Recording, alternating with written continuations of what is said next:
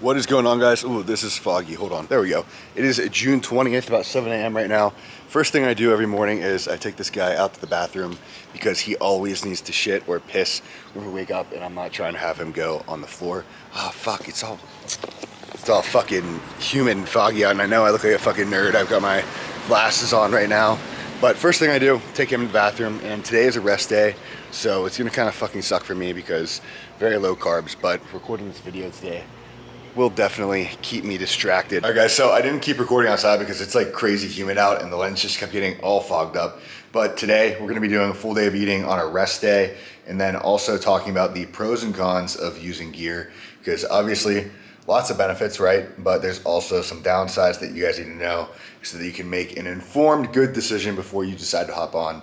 Because I'm not really like a huge, super pro gear guy, but I'm not one of those people that's super against it and thinks you need to be a competitor or something if you're hopping on as well. So we're gonna be talking about that. I'm just kind of taking you guys through my day on a rest day, what I do to get through the day whenever I am absolutely starving and craving carbs all fucking day. Because whenever you get to a point, whenever you're cutting, where carbs are low enough, you're just thinking about food all day and craving food all day. This is kind of what we're looking like right now. Abs are looking pretty decent. Still got a little bit more fat to lose. I was 182.4 this morning, and we got 2 weeks as of this coming Sunday of the the cut left. So I'm gonna make some breakfast though, and I will talk to you guys in a bit. All right, so first things first in the morning, we're gonna take the Zins out, but they're still pretty fresh, so we'll save those for after breakfast. And we're gonna take a whole bunch of vitamins. So these are my morning vitamins, and then I have ones that I take before bed as well, just because whenever you're running gear, you wanna try to stay as healthy as possible. So we're gonna take that. Fuck. And then here we have Revive's chocolate flavored greens powder, L-glutamine 2 grams, and then Revive's GI Plus powder as well. So pretty much just a little shake thing to make sure that we shit throughout the day. And then for breakfast we got 2 eggs, 100 grams of blueberries, and coffee with 1 scoop of protein. So we're looking at for breakfast we're looking at 407 calories, 49 grams protein, 15 grams of fat, and 17 grams of carbs. So pretty low on carbs. Those are all the carbs that we're gonna have until the end of the day. So I'll be progressively dying throughout the day of hunger and feeling like I need carbs, but it's all good. That's what makes it all worth it at the end of the day. At the end of a cut, I get asked all the time, how do I curb my cravings and how do I stop being hungry on a cut and shit like that? And I'm probably the worst person to ask that question to, because I don't try to make the hunger go away on a cut, because in my opinion, you shouldn't be trying to make it more comfortable. You shouldn't be trying to make the hunger go away or the cravings go away. You need to change your mindset towards the cravings and the hunger.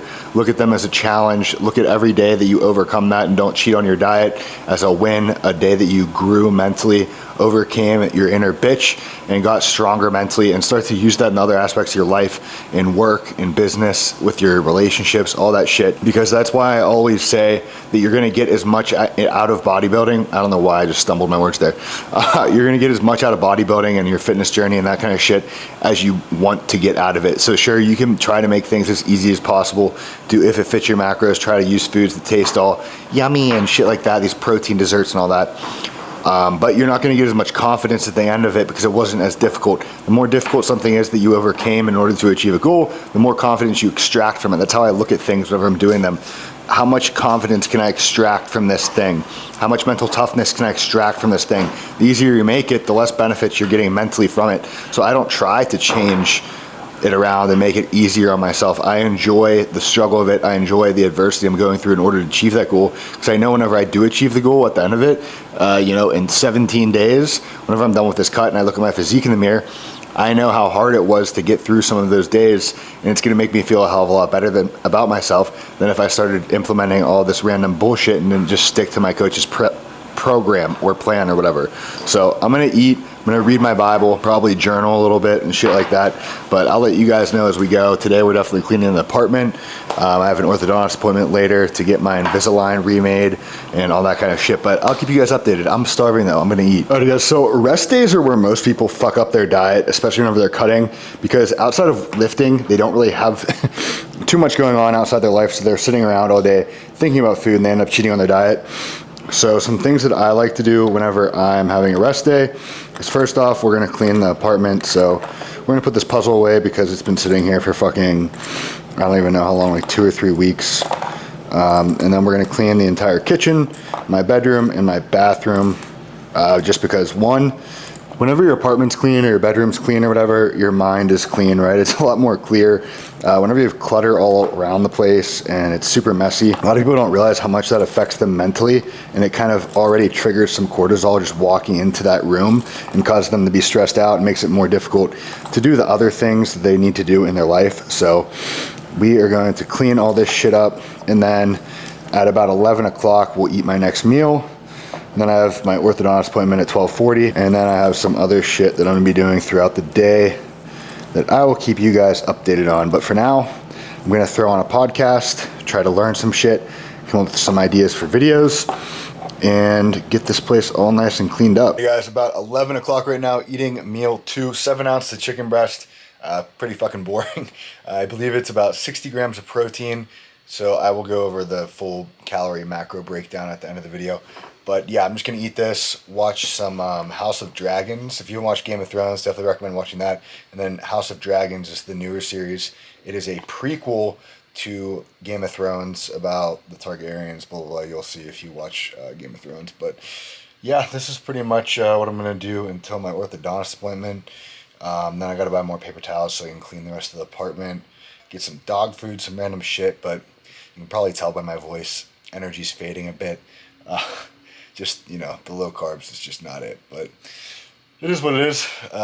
You know, whenever you're at this point in the cut, for me, it's just about kind of getting through the day. And at the end of this cut, I'm going to have a massive fucking cheat meal on that Sunday, which I will record and show you guys me pigging the fuck out. Alrighty guys, so it is now 9 o'clock. I'm getting ready to eat my last meal. I did not record the other 3 that I ate, just because first off, they were very boring. And like I said, super dead and on not high in energy.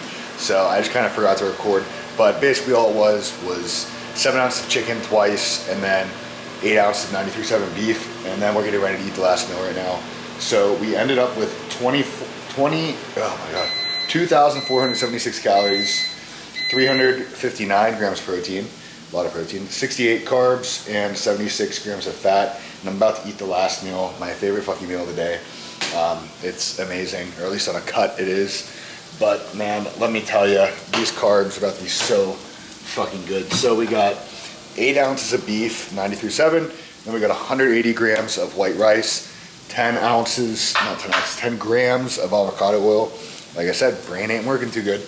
And then I did some like onions and mushrooms in there that I'm gonna put on top because they don't have any extra calories.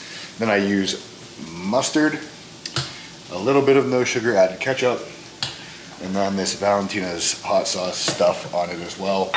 And then I will be enjoying a very nice 0 sugar root beer with that. And yeah, that's pretty much it. I'm at the point in the cut where I'm craving carbs all day. Started looking at some food, some donuts, planning out that cheat day for whenever I'm done. So I cannot wait for that. But I mean, this is the reality of trying to get shredded, guys. It's gonna suck and you just gotta deal with it. I get asked all the time, how do you deal with hunger? You don't. You just get mentally tough and you deal with it.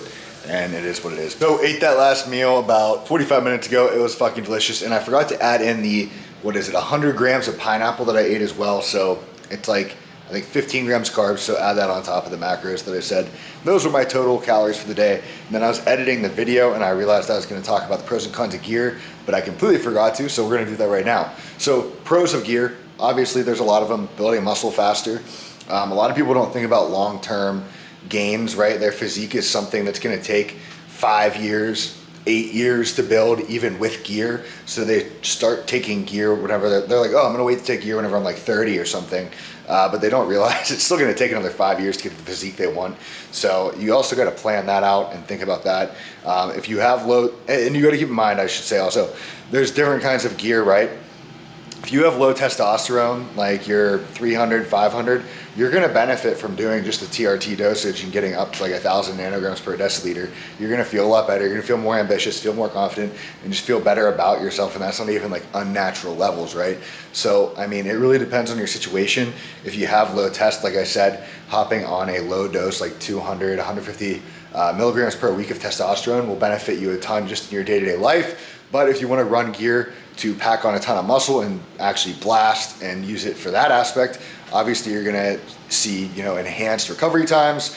You're going to build more muscle with the time you have, because in my opinion, you know, look, you got to look at it this way. Time is the most valuable asset that we have in this life, and everything we do that is for fun or for ourselves, I guess you should say, there's a risk to reward ratio to enjoying things in life. If you try to live your entire life being as safe as possible, you're not really gonna enjoy life all that much. So you gotta weigh out the risk to reward ratio. So if bodybuilding and fitness is your entire life and you're trying to build an amazing physique, and you're pretty strict on your diet and everything, I can see hopping on gear, but you also have to weigh the risk side of it. So like, you don't need to run anything more than testosterone really, if you're not competing.